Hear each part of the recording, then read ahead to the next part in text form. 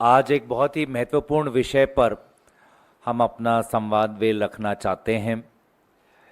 इस समय पर आप सभी ये देख रहे होंगे कि सुप्रीम कोर्ट में नीट को लेके जो पिटीशन जमा करी गई थी, आज उन पर सुनवाई हो रही है।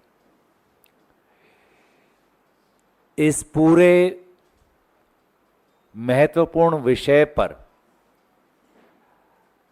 अब तक सरकार का जो रवैया रहा है, उससे पूरे तरीके से कांग्रेस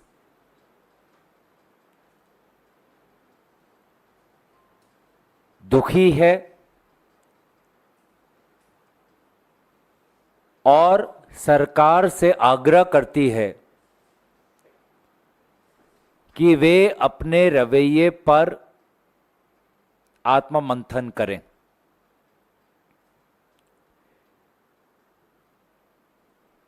अभी तक सरकार ने सुप्रीम कोर्ट की हियरिंग में यही जताया है कि 1563 बच्चों का स्कोर कार्ड कल के एक मीटिंग में निर्णय लिया गया कि स्कोर कार्ड को रद्द किया जाएगा और अब इन बच्चों को ऑप्शन दिया जाएगा कि वो 23 जून को दोबारा परीक्षा दें।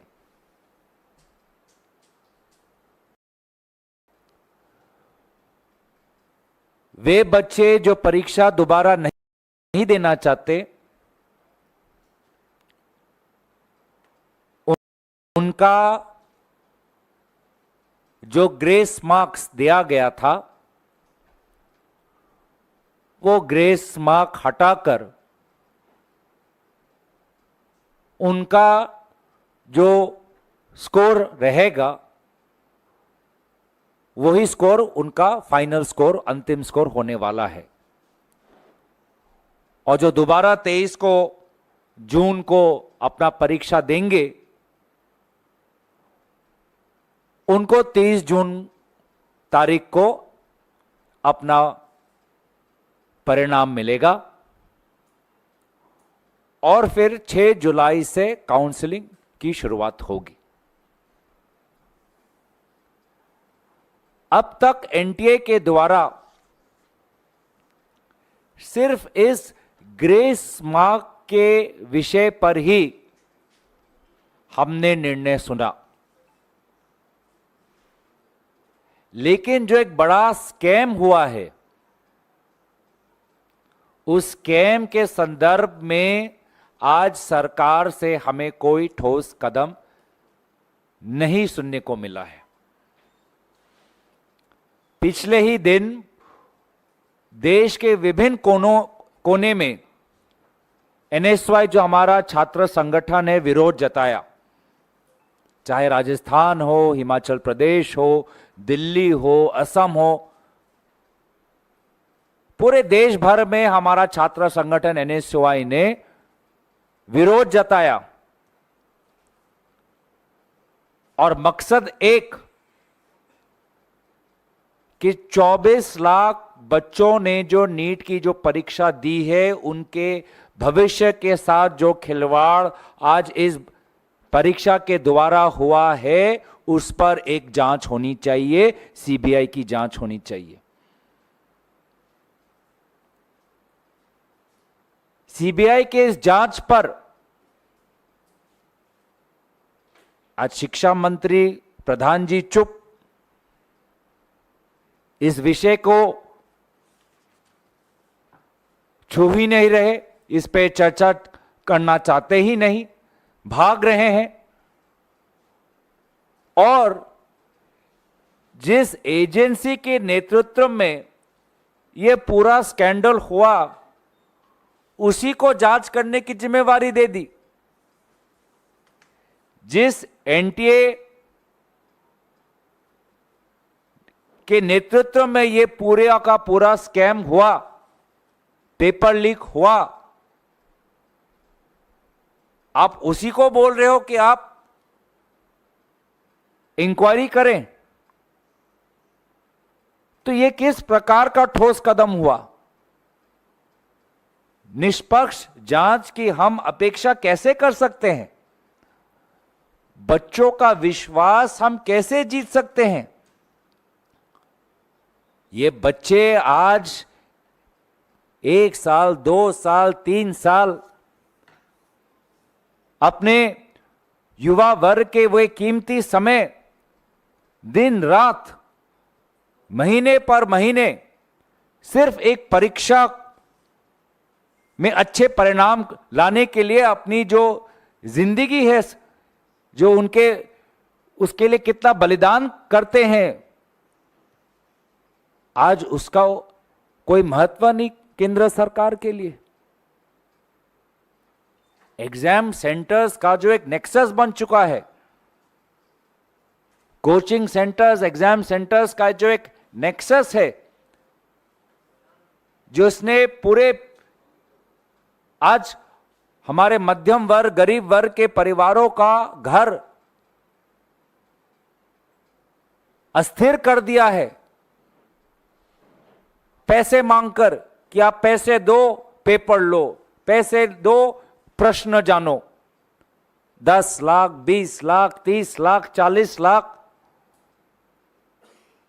इस प्रकार का जो ये नेक्सस है, क्या एनटीए इसकी जांच कर पाएगा? अगर एग्जाम सेंटर्स को, कोचिंग सेंटर्स को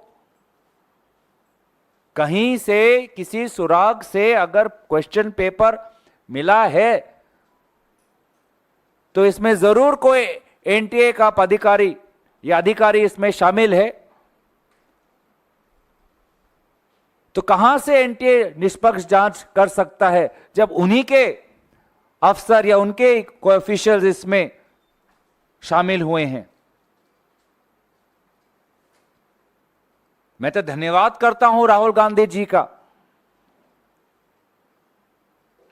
कि निर्वाचन के परिणाम के बाद जो सबसे पहला सार्वजनिक मुद्दा उन्होंने उठाया, वो ये 24 लाख भारतीय युवा वर्ग के भविष्यों पर जो एक दाग लग चुका है, ये मुद्दा उन्होंने पहले उठाया। प्रधानमंत्री कहां है? प्रधानमंत्री शपथ ग्रहण में व्यस्त, प्रधानमंत्री विदेश दौरे में व्यस्त। वो तो एग्जाम पर तो काफी चर्चा करते थे।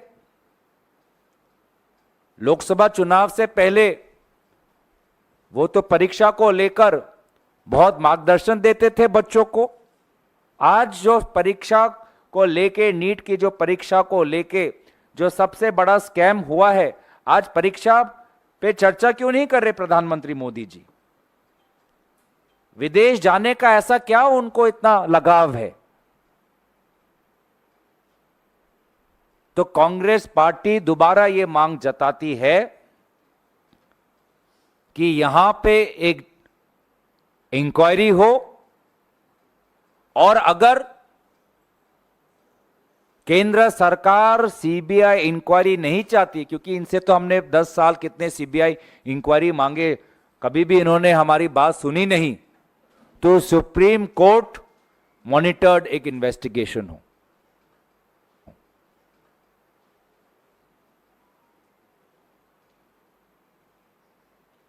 अलग अलग हमने रिकॉर्डिंग सुने हैं किस प्रकार से 30 लाख रुपए मांगा जा रहा है। एक ही सेंटर में से अलग अलग बच्चों को एक जैसे मार्क्स मिल रहे हैं। लगभग 67 स्टूडेंट्स को पहला रैंक मिला है, कोई 719, कोई 718। जो मार्क्स, जो फॉर्मूला बनाया है एनटीए ने, ऐसे मार्क्स आ ही नहीं सकते। उसके बावजूद भी मार्क्स आए हैं। ग्रेस मार्क किसी को मिला है, नहीं मिला है। ये परीक्षा हमारे भविष्य के डॉक्टरों को तैयार करता है। इस प्रकार से हम डॉक्टर तैयार कर रहे हैं। तो इसे पूरे के पूरे मामले में सरकार का रवैया कमजोर रहा है। सरकार भागना चाहती है। वे नहीं समझ रहे कि कितने आर्थिक संकट में भारत के लोग हैं, युवा वर्ग हैं, जिन्होंने कितने लाखों के पैसे खर्च किए हैं कोचिंग पर, हॉस्टल पर, ट्रेन के आने जाने पर। वे नहीं समझते कि कितना मानसिक संकट में हमारे बच्चे हैं, जो आज अपने जीवन के हसीन पल को ठुकराकर आत्महत्या तक लेने के लिए बेबस हो चुके हैं। हताशा है सारे तरफ, बेबसी है सारे तरफ, और प्रधानमंत्री मोदी जी शपथ ग्रहण में व्यस्त, विदेश भ्रमण में व्यस्त। तो इसलिए हमें लगा कि देश को हम बताएं कि आपने हमें चुना है देश के मुद्दों को उठाने के लिए। आपने हमें चुना है लोकतंत्र को जीवित रखने के लिए। विपक्ष का यही काम है कि जब जब सरकार अपने जिम्मेवारी से भागती है तो सरकार के कान को पकड़कर लोगों के प्रति संवेदनशील होना, लोगों के प्रति जिम्मेवार होना, ये उनका दायित्व है, कर्तव्य है, राजधर्म है। और अगर वे अपना राजधर्म भूल चुके हैं तो इस बार इंडिया गठबंधन के जो हमारे संख्या बल है, हम उनको भूलने नहीं देंगे। हम सदन का इंतजार कर रहे हैं। सदन के अंदर भी हम हमारे 24 लाख भारतीय युवा नागरिकों की आवाज हम उठाएंगे और नीट के परीक्षा को लेकर भारत में जो आक्रोश है, उस आक्रोश की गूंज आपको सदन के अंदर भी सुनाई देगी। मैं संक्षेप में थोड़ा अंग्रेजी में कहना चाहूंगा। The Congress party believes that the BJP government's attitude towards the ongoing demand for an inquiry into the NEET exam is irresponsible and insensitive. We demand a Supreme Court monitored investigation into this entire scandal which has affected around 24 lakh students. Ordinary families have been forced to cough up amounts close to rupees 30 lakhs due to promises given to them by different coaching centers and examination centers. We believe that no inquiry can be a just and fair and comprehensive inquiry if the inquiry is headed by the NTA themselves.